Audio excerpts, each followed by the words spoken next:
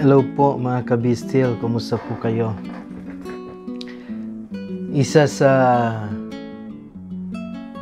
mahirap gawin ngayon ay yung salitang move on. Mag-move on ka na. Wala ni. Ano pa? Wala na nga. Move on. Para bang andaling gawin? Para bang itulog mo lang, bukas move on ka na? Hindi eh. That's a reality, kabistil. Mahirap po mag-move on. Sa namang uri ng relasyon, mahirap mag-move on.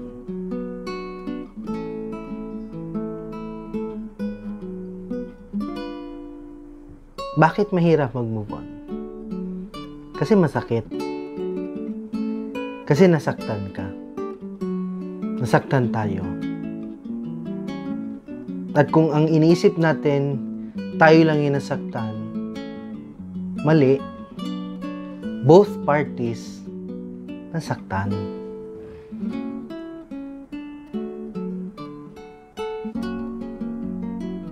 Walang ano dyan eh, walang dehado. Parehas yan nasaktan. Nako, Father, hindi. Kasi siya yung nagloko. Ibig sabihin, kami pa ay meron ng iba. Kapatid, hindi yun totoo. Kasi kahit meron siya agad na kapalit o meron na siyang panibagong buhay na wala ka, nasaktan pa rin yun. Tinatago niya lang.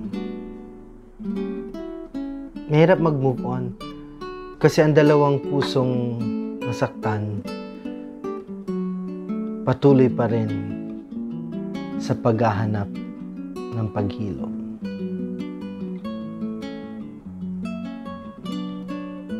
At some point sa buhay natin, nahihirapan tayong makapag-move on.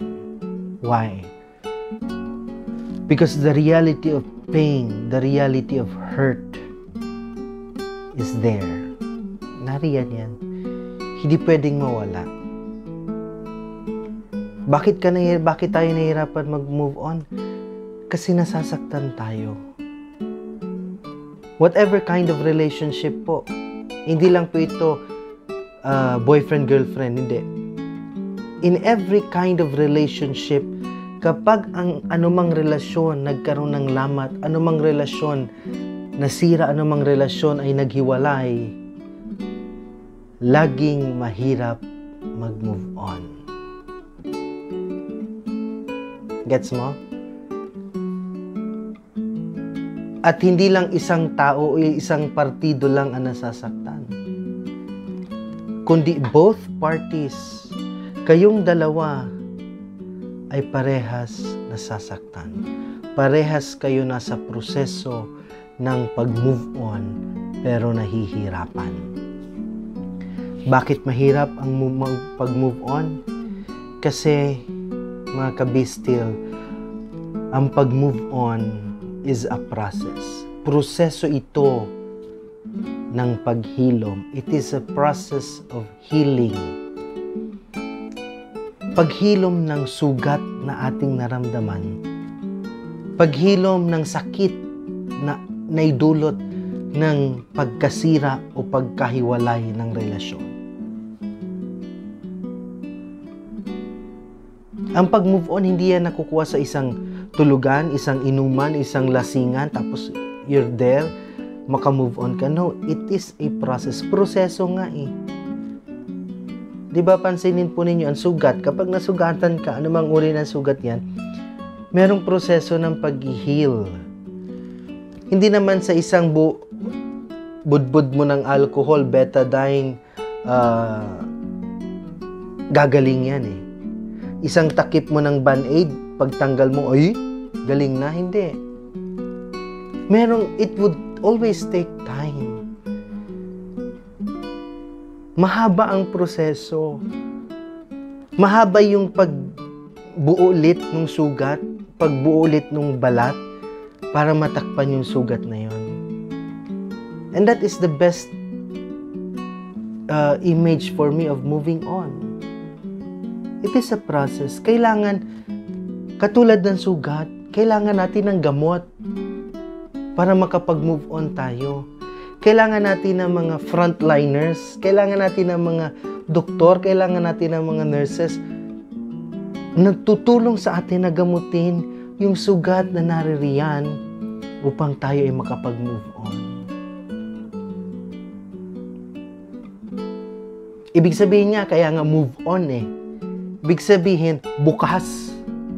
Moving on, hindi natin tinatawag na mag-move off ka na. No. We are moving on. Nasa proseso ng paglalakbay patungo sa pagiging bukas.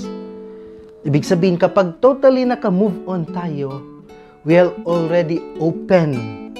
Bukas tayo.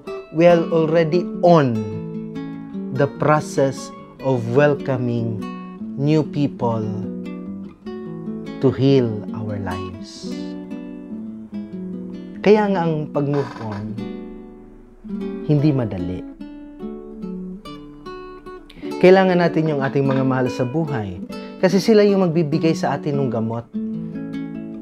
Yung suporta nila, yung pagmamahal nila, yung care nila, yung mga kaibigan mo, higit lalo na si Lord.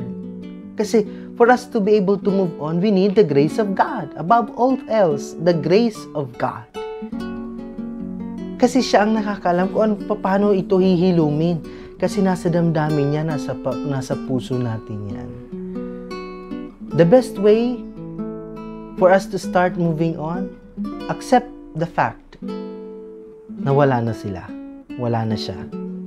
Second, forgive. Mahirap, pero patawarin muna yung sarili mo na hindi mo siya mapatawad muna.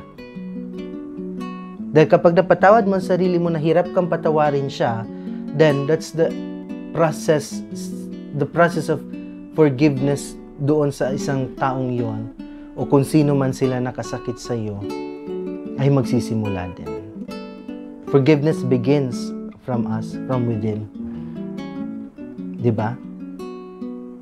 At kapag tayo natanggap natin na wala na sila, na napatawad natin ang ating sarili at sila, yung healing mangyayari, magaganap. Moving on is a process of healing. Proseso ng paghilom sa sakit na ating nararamdaman. Kapatid, kabistil, gusto mong mag-move on? Simulan mo sa sarili mo. Acceptance. Second, forgiveness. Dalawang bagay upang magsimula ka ulit ng panibagong buhay kasama ang mga tao na magmamahal sa iyo. See you po ulit sa second topic natin o part 2 ng moving on. Ingat po kayo, kabistel.